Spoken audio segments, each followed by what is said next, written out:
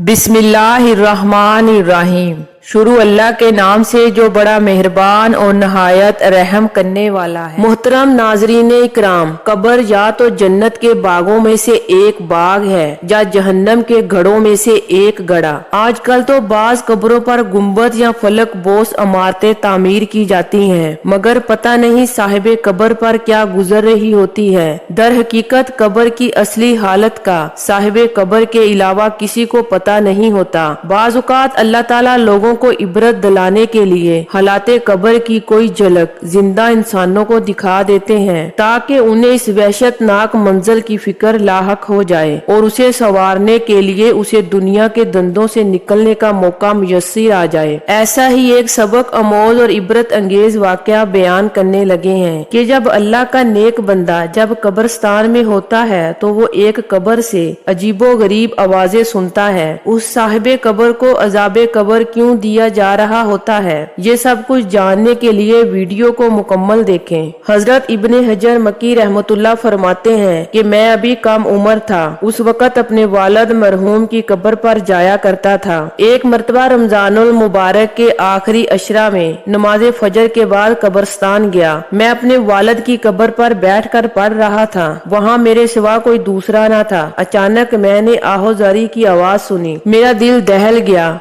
मैंने अंदाजा लगाया तो मालूम हुआ कि एक आवाज एक कब्र से आ रही थी। कब्र पुख्ता थी। मैंने कब्र पर जाकर कान लगाया तो कब्र का मुर्दा ऐसी आहें भर रहा था कि मेरा दिल फट गया, खौफ से दहल गया। वो ऐसी खौफनाक आवाजें थीं कि अगर कोई भी सुन लेता तो उसका भी दिल दहल जाता। मैं उस कब्र पर खड़ा होकर पढ़ने लगा। मैंने महसूस किया कि यूं ही सूरज निकल आया। उस कब्र में से आने वाली आवाजारी की आवाज कम हो गई। मैं वही हैरानो परेशान खड़ा हुआ था कि वहाँ से एक आदमी का गुजर हुआ। मैंने उससे पूछा कि ए अल्लाह के बंदे, ये किसकी कब्र है? उस शख्स ने बताया कि ये ऐसे शख्स की कब्र है जिसको मैं देखता था कि बड़ा नमाजी और इबादत गुजार था और नहायत खामोश रहा करता था और नेकी के कामों में हिस्सा लिया करता था। हजरत इब्ने हिजर मक्की रहमतुल्लाह फरमाते हैं कि मुझे ये सुनकर सख्त परेशानी हुई कि इतना अच्छा आदमी था, फिर भी कब्र से उसकी आज़री की आवाजें आ रही हैं। उसकी क्या वजह हो सकती है? मैंने वजह जानने के लिए बहुत तहकीक की। आखिरकार मुझे पता चला कि मरहूम बेशक इबादत गुजार था, नेकी के कामों में हिस्सा लेता था, मगर उसका एक अमल ऐसा था कि वो बड़ा ही गुनाहे कबीरा के काबिल था, और वो ये था कि वो सूद खाता था। शैतान ने उसको धोखा दिया कि अगर तू सूद लेगा तो तेरा सरमाया बढ़ेगा। वो इबादत गुजार शख्स क्योंकि ताजर भी था, इसलिए सूद का कारोबार करता था और उसी हालत में उसकी मौत हो गई, और बेशक वो अजाबे कब्र इसी वजह से था। अल्लाह ताला से दुआ करती हूँ कि अल्लाह ताला हमें सूद जैसी लानत से महफूज फरमाए और हम सब की जिंदगियों के तमाम मामलात अल्लाह और इसके हबीब की तालीमात के मुताबिक कर दे। आमीन या रब्बुल आलमीन। इस्लामिक वीडियो देखने के लिए हमारे चैनल को सब्सक्राइब करें और बेल आइकॉन को जरूर प्रेस करें